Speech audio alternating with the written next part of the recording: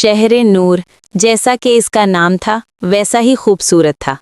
इस शहर की गलियों में फूल खिलते थे और हवा में मोहब्बत की महक बसी हुई थी।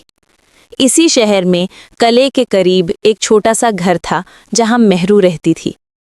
मेहरू एक सादी सी लड़की थी जिसकी आंखों में गहरा समंदर और मुस्कुराहट में बेहिसाब खुशियां छुपी थीं।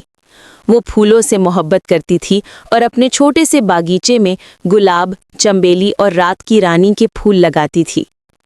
उसी शहर में कले के अंदर शहजादा समीर रहता था। समीर अपने नाम की तरह था, पुरसुकून, पुरनूर और दिल का नेक। वो अक्सर शिकार या शहर की सैर के बहाने कले से बाहर निकलता और मेहरू के बागीचे के पास से गुजरता। मेहरू के फूलों की महक और उसकी मासूम सूरत ने समीर के दिल में ऐसी जगह बना ली थी जहां सिर्फ और सिर्फ वो रहती थी। पहली मुलाकात एक इत्तेफाक थी। समीर अपने घोड़े पर सवार था और उसका घोड़ा बागीचे की दीवार के पास आकर रुक गया। मेहरू पानी दे रही थी। उसने सर उठाया और उसकी नज़र शहजादे की नज़रों से टकराई। एक पल के लिए ऐसा लगा जैसे वक्त रुक गया हो। समीर की आंखों में उसने एक अजीब सी बेचैनी देखी और मेहरू के चेहरे पर एक हया सी छा गई। उस दिन के बाद ये मुलाकातें रोज का मामूल बन गई। समीर रोज शाम को आता, मेहरू के बगीचे के बाहर खड़ा होकर उससे बातें करता। मेहरू पहले डरती और हिचकिचाती, लेकिन जल्द ही उसे अपनी मोहब्बत का एहसास हो गया। समीर की बातों में एक अपनापन था।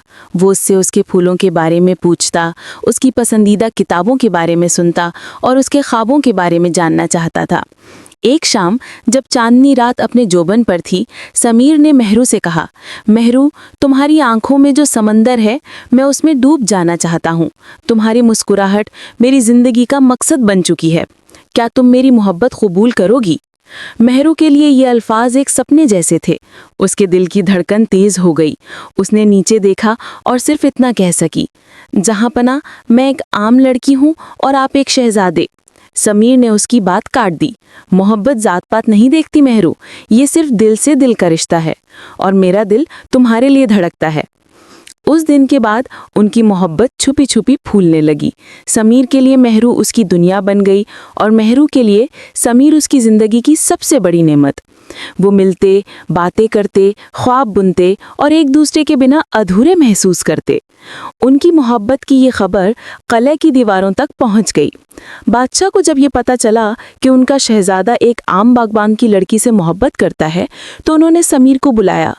बेटा, बादशाह ने नरमी से कहा, हम तुम्हारी पसंद का एहतराम करते हैं, लेकिन एक शहजादे की शादी उसकी रियासत के लिए ज़रूरी होती है।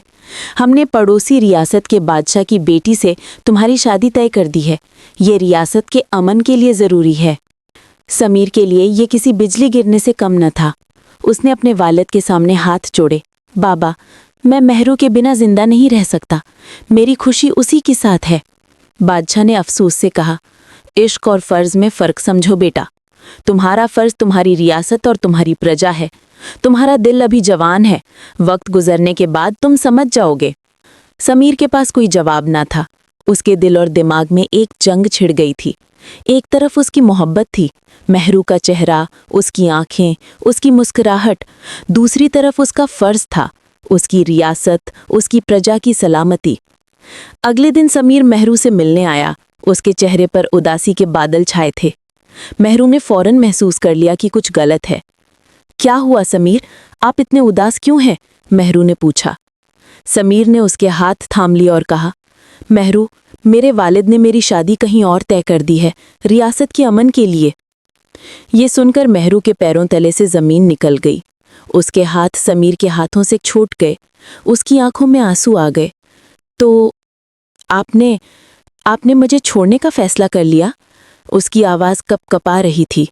ये उनके दरमियान पहली लड़ाई यानी झगड़ा थी, लेकिन ये लड़ाई अल्फाजों की नहीं, खामोशियों की थी। नहीं मेहरू, मैंने तुम्हें छोड़ने का फैसला नहीं किया, समीर ने बेचैनी से कहा। लेकिन मैं अपने वालिद के हुक्म अदूली भी नहीं कर सकता। अगर मैं इनकार कर दूं तो दोनों रियासतों में जंग छिड़ जाएगी, खून बहेगा, माएँ अपने बेटों को खो देंगी, बहनें अपने भाइयों को। क्या तुम चाहती हो कि हमारी मोहब्बत की वजह से इतनी कीमती जानें ज़ाया हो जाएं? मेहरू रो रही थी। और मेरी मोहब्बत, मेरी कीमत क्या है? क्या मैं आपके लिए कुछ नहीं हूँ? तुम मेरी जिंदगी हो मेहरू, लेकिन मेरी जिंदगी से भी ज्यादा मेरी प्रजा की जिंदगी है।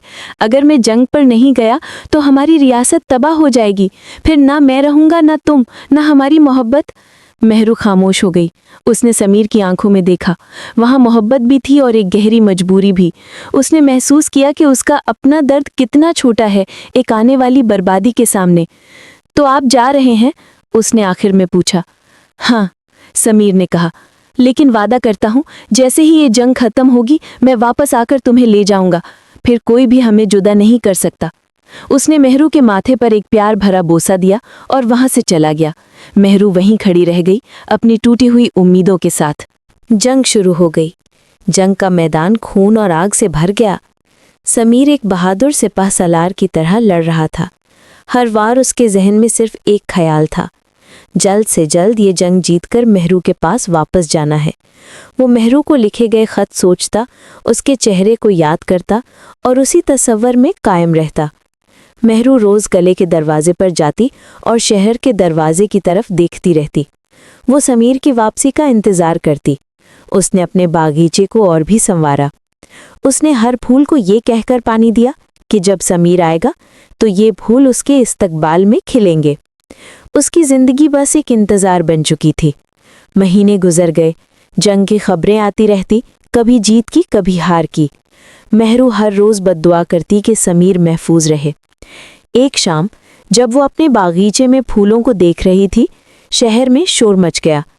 लोग कले की तरफ भाग रहे थे। मेहरू का दिल धड़का। उसने भी कले की तरफ दौड़ लगा दी।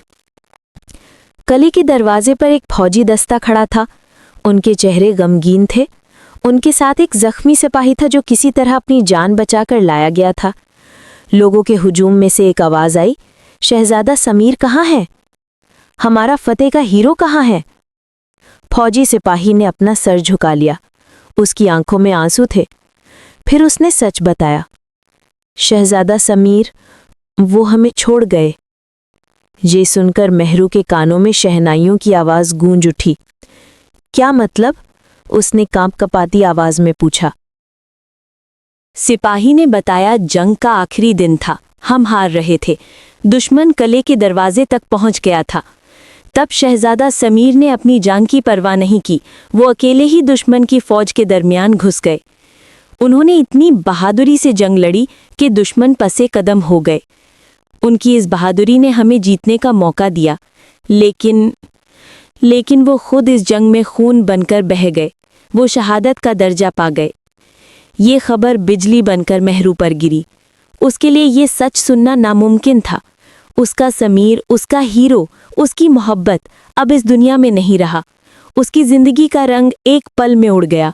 उसके ख्वाब, उसकी उम्मीदें, सब कुछ खाक में मिल गए।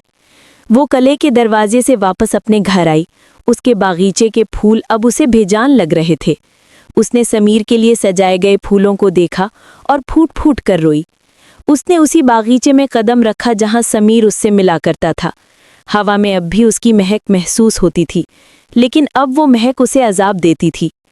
उसके इंतजार का सफ़र ख़त्म हो गया था, लेकिन उसका इंतजार ख़त्म न हुआ। वो रोज़ उसी जगह जाती जहां से समीर आया करता था। उसके चेहरे पर अब मुस्कुराहट नहीं, एक गहरी उदासी छाई रहती। उसके दिल में अब मोहब्बत का दर्द नहीं, एक खामोश कब्र था।